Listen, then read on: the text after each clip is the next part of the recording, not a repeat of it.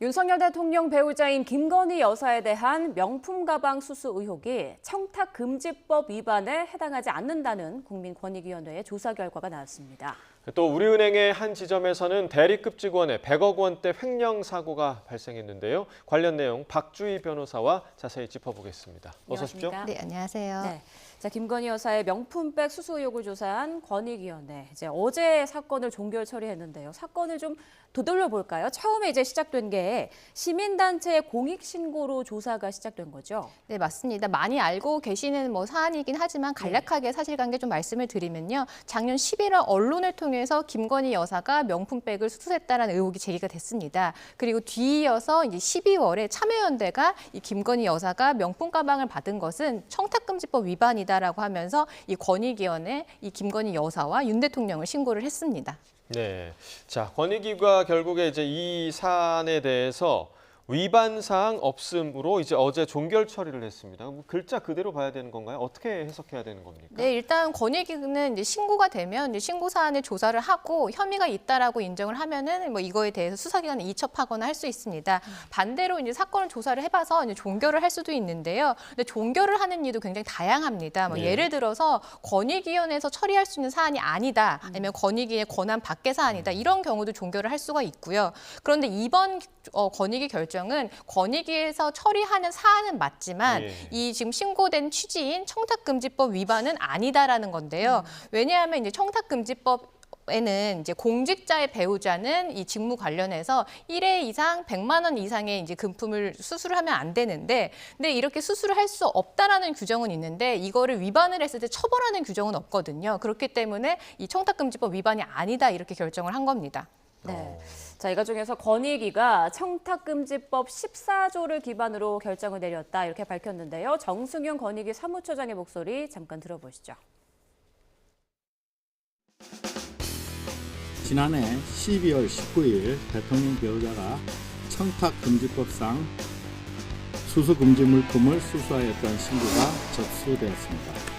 대통령 배우자에 대하여는 청탁금지법상 공직자 등의 배우자의 제재 규정이 없기 때문에 종결 결정하였습니다. 대통령과 이 사건 제공자에 대하여는 직무 관련성 여부, 대통령 기록물인지 여부에 대하여 논의한 결과 종결 결정하였습니다. 이는 청탁금지법 시행령 14조에 따른 종결 사유에 해당됩니다.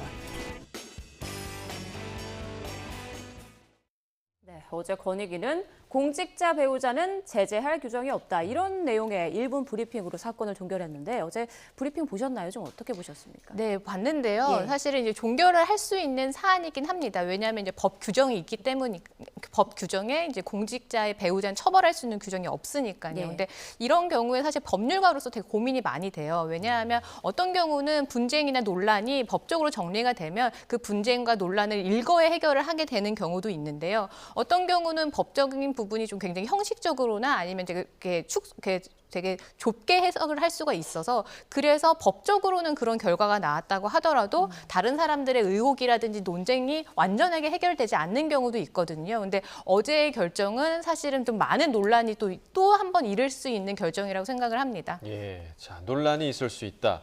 방금 보신 그 녹취 마지막에 청탁금지법 시행령 14조에 따라 종결 사유에 해당이 된다라고 이제 언급을 했는데 이 시행령 14조가 어떤 내용을 좀 담고 있습니까? 네, 이제 법에서는 권익위가 신고를 받았을 때 이제 종결할 수 있는 사유를 요건을 정리를 하고 있습니다. 예를 들면 신고 내용이 명백히 거짓이었거나 아니면 이미 신고된 경우는 종결 처리할 수 있도록 되어 있는데요. 이번에 이제 권익위가 결정을 하게 된 근거는 뭐냐면 이 언론 매체를 통해서 신고 내용이 이미 알려져 있고 이거에 대해서 새로운 증거가 없는 경우에도 종결할 수가 있는데요. 이번에 권익위 결정은 바로 이 규정을 가지고 이미 언론에 이미 다 밝혀졌고 더 이상 새로운 증거가 없다. 그렇기 때문에 종결한다라는 근거였습니다. 네, 일단 그렇게 결론은 났는데 일부 보도에 따르면 내부 외부 위원 15명으로 구성된 권익위 전원위원회에서 치열한 찬반 논쟁이 있었다고 하더라고요. 그 전원위가 3시에 시작해서 한 2시간 동안 아주 치열하게 이루어졌다고 하는데 쟁점이 뭐였을까요? 네, 아까도 잠깐 말씀드린 것처럼 청탁금지법에는 공직자의 배우자가 1회에 100만 원을 초과하는 금품을 수수하지 못하도록 되는 규정은 있습니다. 예. 하지만 처벌을 할 수는 없다라고 말씀을 드렸는데 것인데요. 이 처벌할 수 없다라는 규정에 대해서는 아마 권익위원회 위원들도 모두 알고 있었을 것입니다. 근데 다만 처벌하는 규정이 없다고 하더라도 이미 명확하게 법에서는 금품을 수수하지 못하도록 하는 규정이 있기 때문에 이 규정을 위반을 한 것인지 아닌지에 대한 판단을 해보자라는 걸 가지고 많이 의견이 갈렸던 것 같습니다. 어차피 처벌 규정이 없기 때문에 이걸 판단을 할 필요가 없다라는 입장도 있었고 처벌하지 못했다고 하더라도 결국에는 법에서는 그러니까 하지 말라는 금지 규정이 있기 때문에 금지 규정을 위반한 것인지에 대한 실제적인 판단은 필요하다라는 거고. 그런 부분에서 좀 쟁점이 있었고요. 네. 또 한 가지는 이번에 신고된 게 윤석열 대통령도 같이 신고가 됐거든요.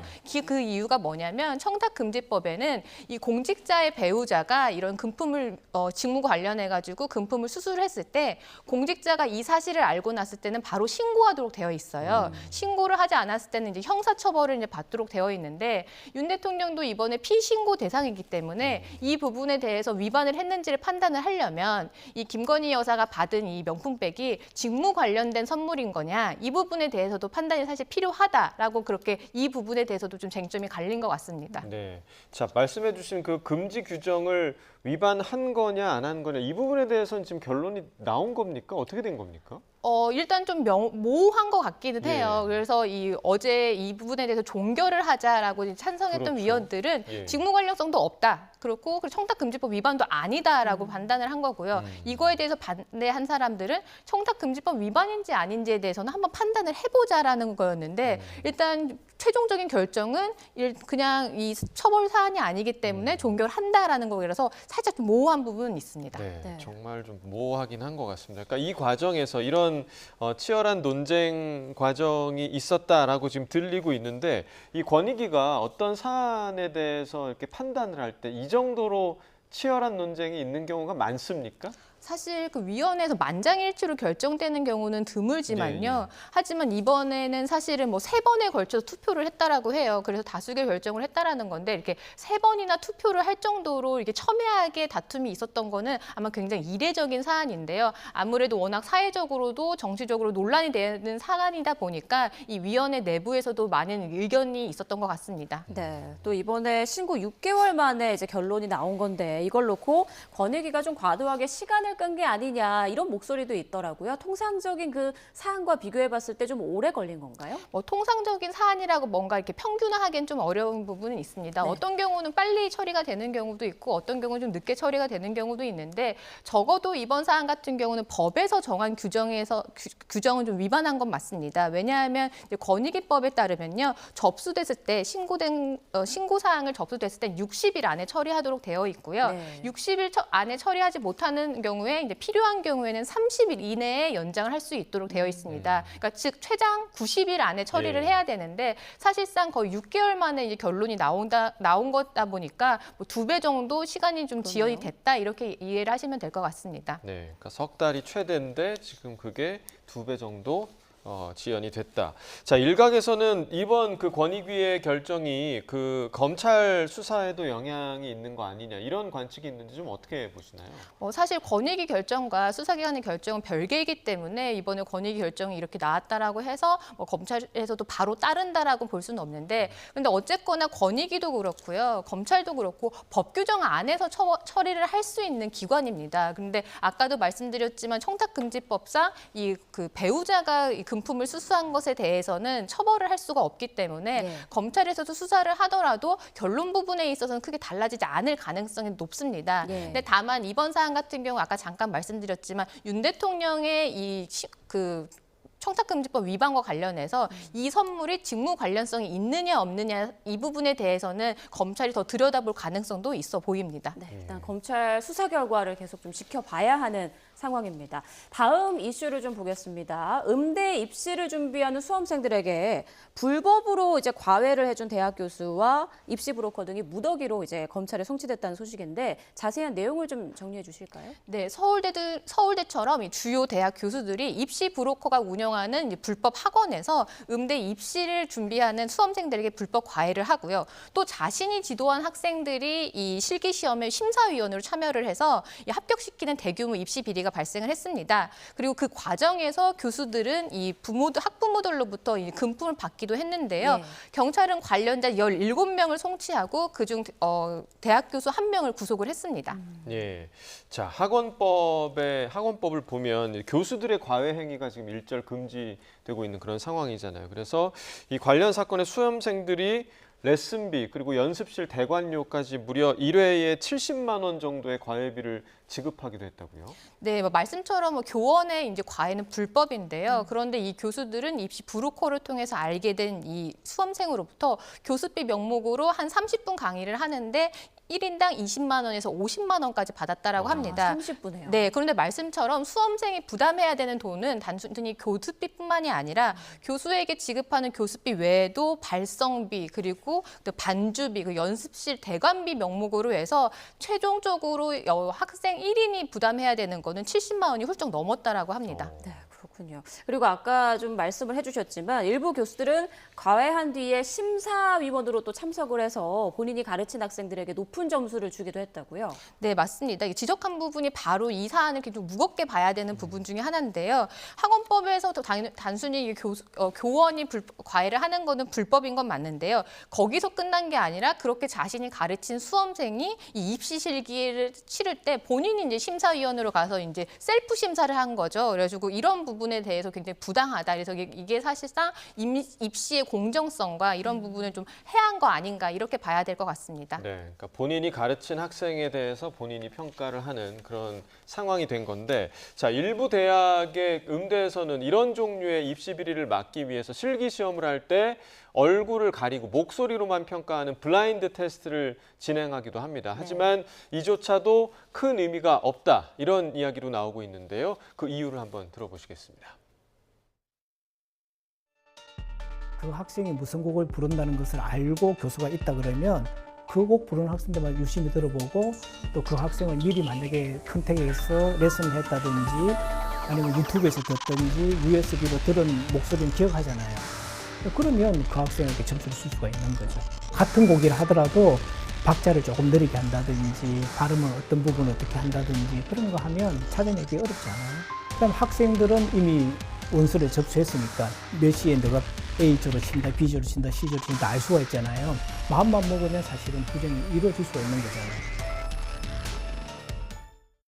네, 그러니까 이게 말이 블라인드 테스트지 뭐 본인이 가르친 학생 목소리 뭐 아니면 노래 부르는 습관 이런 걸 모르겠냐 지금 이런 얘기잖아요. 음대 입시에 좀 특수성이 좀 있는 것 같아요. 네, 맞습니다. 얼굴을 보지 않는다 하더라도 소리로 목소리라든지 아니면 뭐 연주를 할 때 습관이라든지 특징 같은 걸 충분히 알아챌 수가 있기 때문에 이런 부분 블라인드 테스트가 사실상 실효성이 없는 거고요. 또 한 가지는 심사위원의 풀이 좁다라는 것도 하나의 문제점이라고 생각을 합니다. 왜냐하면 지금 현재 입시 같은 경우는 이제 쉽게 말해서 몇 명의 교수나 전문가들이 그 안에서 심사위원을 돌거든요. 그런 경우에는 본인이 이제 가르친 수험생의 입시 시험에 본인이 충분히 심사위원으로 참여할 수 있는 부분인 거죠. 네, 음대 입시 비리는 이제 과거에도 이제 수차례 문제가 된 적이 있었는데요. 그렇다면 어떤 방지책이 필요한 건지 전문가 의견 잠깐 들어보겠습니다.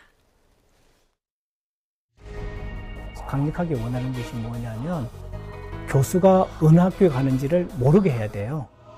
누가 어느 학교에 가서 심사하는지를 모르게 해야 되고 그러려고 그러면 아침에 새벽에 추첨을 해가지고 가는 방법밖에 없어요. 뭐 특정 대학 몇 개를 묶어서 공동관리위원처럼 특별위원회를 만들어서 특별위원회를 관리하는 사람이 있고 그다음에 거기에서 예체능을 전체 다 이렇게 조율하는 그런 시스템이 반드시 필요합니다. 그렇지 않으면 또 몇 년 지나면 또 여야무야 또 될 수 있습니다. 사실 수능 문제 그 출제할 때도 굉장히 삼엄한 경비 속에 이루어지잖아요. 음대 입시도 입시인 만큼 철저하게 좀 뭔가 비밀 보안이 유지돼야 될 것 같은데 음대 입시 비리가 이번이 처음이 아니라 뭐 예전에도 심심치 않게 들렸던 것 같아요. 네, 뭐 사실 음대뿐만이 아니라요. 이런 입시 비리는 예체능 내부에서 굉장히 많이 일어나는 그렇죠. 일입니다. 예. 그런데 이 예체능계에서 입시 비리가 일어나기 쉬운 게요. 일단은 정량적 평가가 좀 어렵다라는 겁니다. 심사위원회 정성적 평가가 들어가기 때문에 때문에 그게 부당한 심사였는지 아닌지가 사후적으로 판단이 조금 어렵다라는 거고요. 또 하나는 이 예체능계의 특성인데 이 스승이 누구냐, 교수가 누구냐에 가지고 입시뿐만이 아니라 앞으로의 커리어가 모두 좌우가 된다는 거죠. 그러니까 교수의 입김이 굉장히 크다는 건데요. 사실 이번 사건에서도 경찰 조사에서 교수에게 금품을 제공했던 학부모가 이 교수의 영향력을 두려워해서 혹시 자녀에게 이제 뭐 피해가 갈까봐 싶어서 허위 진술을 하고 교수를 감싸는 진술을 했다라고 합니다. 그래서 이 예체능 내부의 이런 분위기도 한몫을 하고 있는 것 같습니다. 네, 그야말로 이제 관행적으로 이루어지고 있는 그런 일들인데 조금 전에 이제 저희가 녹취를 통해서 어떤 방법이 좀 필요하겠다라는 이야기도 좀 들어봤지만 정부가 이 부분에 대해서 재발 방지에 나서고 있는데 어떤 내용을 좀 가지고 있습니까? 네, 이제 교육부 관계자는 이렇게 불법 과외가 관행처럼 이루어지는 것에 대해서 앞으로 사교육 관련해서 대학교원 겸직 금지 가이드를 마련해서 7월 중에 배포하겠다라고 했습니다. 그래서 가이드라인에는 이렇게 교원들이 과외를 하는 것은 불법이고 겸직 허가 대상이 아니라는 걸 이제 계도하겠다라는 건데요. 사실 이 교원들이 몰라서 어기는 건 아닙니다. 그래서 이런 계도도 분명히 중요하겠지만 아까 잠깐 나왔던 재발 방지 대책이라든지 아니면 엄격한 처벌이나 제재도 필요한 것 같습니다. 네, 공정이 정말 중요한 화두잖아요. 좀 많이 개선돼야 될 것 같다 이런 생각이 듭니다. 다음 이슈로 좀 넘어가 보죠. 우리은행에서 고객 대출금이 감쪽같이 사라진 사실이 뒤늦게 드러났습니다. 네, 알고 보니까 은행 직원이 몰래 빼돌린 건데 규모가 무려 100억 원대에 이르렀습니다. 어떤 내용인지 자세히 알아보겠습니다. 네, 이런 거액을 횡령한 간큰 직원, 경남 김해 지점에서 기업 대출을 담당한 대리 A씨입니다. 은행 조사 결과 A씨는 올해 초부터 최근까지 대출 신청서와 입금 관련 서류를 위조하는 방식으로 대출금을 빼돌린 것으로 확인이 됐습니다. 이렇게 빼돌린 돈으로는요, 해외 선물 등에 투자를 했고요. 무려 60억 원 정도 손실을 본 것으로 전해졌는데 자, 그런데 우리은행의 이런 대규모 금융사고, 이번이 처음이 아니죠. 불과 2년 전 차장급 직원 전모 씨가 동생과 공모해서 712억 원을 횡령해 지난 4월 대법원에서 징역 15년이 확정되기도 했습니다. 큰 무리를 일으켜서 죄송합니다. 그 법정에서 혐의 다 부인하시나요? 혐의 인정합니다.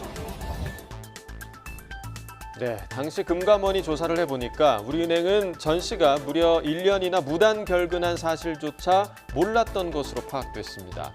그저 전 씨의 보고만 믿고 있다가 금융당국 조사 과정에서 뒤늦게 속았다는 걸 알았던 겁니다. 파견 허위 보고 후 무단 결근하였음에도 근태 관리가 전혀 되지 않는 등 인사 관리에 있어서 허점이 발견되었습니다. 네, 그러니까 은행의 허술한 내부 관리가 사실상 전 씨가 횡령을 할 수 있게끔 판을 깔아준 셈이었습니다. 2년 만에 또다시 발생한 대규모 금융사고에 우리은행은 당혹스럽다는 분위기입니다. 경위 파악과 횡령금 회수를 위해서 해당 지점에 특별검사팀을 급파하며 부랴부랴 수습에 나섰는데요. 금감원 역시 정확한 경위와 책임 소재 파악을 위해 조만간 현장 검사에 착수하기로 했습니다. 잇따른 불미스러운 금융사고로 우리은행의 내부 통제 시스템은 또 한 번 도마 위에 오르게 됐습니다. 네, 이번 사건 우리은행 대리급 직원이 100억 원을 횡령한 사건인데 정말 간큰 직원이네요. 네, 그리고 더더욱 충격적인 건 사실 바로 불과 2년 전에 이 비슷한 사고가 있었는데 그게 또다시 발생을 했다라는 게 사실은 굉장히 충격적이고요. 그리고 사실은 이런 부분에 있어서도 이 방식을 보면 대출 서류를 위조했다라고 하거든요. 그 굉장히 이런 민감한 정보를 대리급 직원이 다룰 수 있었다라는 부분, 이런 부분도 사실 문제점이라고 보입니다. 예, 자, 횡령한 직원이 경찰에 자수를 하면서 이번 사건이 알려지게 된 건데 그 이전에 은행이 그 내부 모니터링 과정에서 좀 이상 징후를 포착했다고 하더라고요. 네, 일단 우리은행 내부 자체의 이 내부 통제 시스템에 의해서 적발이 됐다라고 우리은행은 밝혔습니다. 그래서 은행 여신 감리부 모니터링을 통해서 이 대출 과정에서 좀 이상 징후가 있었고 이 담당 직원에게 소명을 요구를 하니까 결국 이 담당 직원이 경찰서를 스스로 찾아가서 범행을 털어놨던 것으로 알려졌습니다. 네. 2년 전 우리은행에서 이제 비슷한 횡령 사건이 있었잖아요. 그 내용도 좀 자세히 전해 주실까요? 네, 2년 전에 그 한 직원이 700억이었습니다. 700억, 어마어마한 금액을 횡령을 하고 이걸 또 같이 자신의 동생과 함께 이걸 은닉하다가 동생도 같이 이제 처벌을 받게 됐는데요. 이때 이 700억 원대를 횡령한 직원은 징역 15년형이 나왔고요. 같이 이제 이 부분을 빼돌리도록 도와준 동생은 징역 12년형이 나왔습니다. 그리고 추징금 330억 원이 나왔는데요. 그게 과연 추징이 될지 사실 이런 부분은 또 의문입니다. 네. 자, 조금 전에 저희가 이제 말씀을 드렸지만 이번에 그 100억 원을 횡령한 대리급 직원도 빼돌린 돈을 해외 선물 등에 투자해서 이제 60억 원 정도 손실을 봤다. 이렇게 지금 추정되고 있는데 이러한 경우에는 만약에 해외로 빼돌리게 되면 환수가 좀 어렵지 않나요? 어떻게 되나요? 사실 법원에서는 선고를 할 때 이 추징 금액을 선고를 합니다. 추징을 하라고 100억 원을 횡령을 했으면 100억 원에 대해서 추징을 하고 만약에 남은 돈이 있다면 추징 보전 이 절차를 거치게 되는데요. 근데 말씀하신 것처럼 이거를 해외로 빼돌렸다거나 아니면 이미 이거를 손실을 봐서 이미 다 없어졌다거나 했을 때는 추징 선고를 하더라도 이 당사자가 변제 능력이 없는 경우에는 실질적으로 추징을 할 수 없는 경우도 있습니다. 네, 비슷한 사건이 2년 만에 또 벌어진 만큼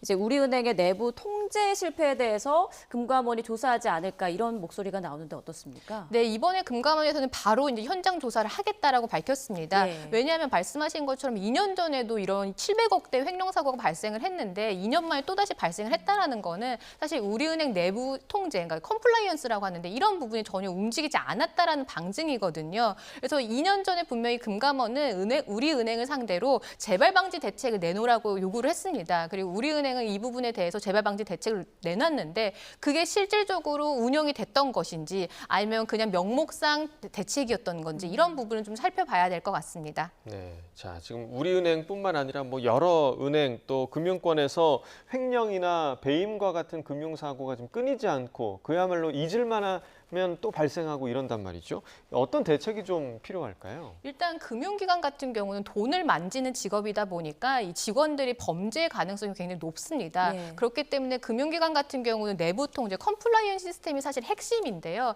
이런 핵심 컴플라이언스 업무를 하는 거는 사실은 굉장히 다양한 방식으로 해야 됩니다. 뭐 예를 들면 한 직원이 같은 업무를 오래 맡지 못하도록 한다라든지 아니면 어떤 서류라든지 정보에는 접근할 수 없도록 한다라든지 다양한 방식으로 내부 시스템을 통제를 해야 되고요. 두 번째는 이 미약한 처벌도 좀 문제라고 생각을 합니다. 2년 전에 700억대 이 횡령 사고가 났던 그 범인에 대해서 이 징역 15년형이 나왔습니다. 예. 이걸 보면 사실 국민들은 700억을 횡령을 했는데 징역 15년형밖에 안 예. 나왔으면 뭐 이제 정말 그냥 우스갯소리로 할만하다 이런 얘기를 할 수도 있거든요. 그래서 사실은 이런 경제 범죄에 대해서도 굉장히 엄격한 처벌이 좀 필요해야지 이 예방이 될 것 같습니다. 네, 처벌이 더 강해져야 한다라는 지적까지 해주셨습니다. 지금까지 박주희 변호사와 함께 사건 사고 짚어봤습니다. 고맙습니다.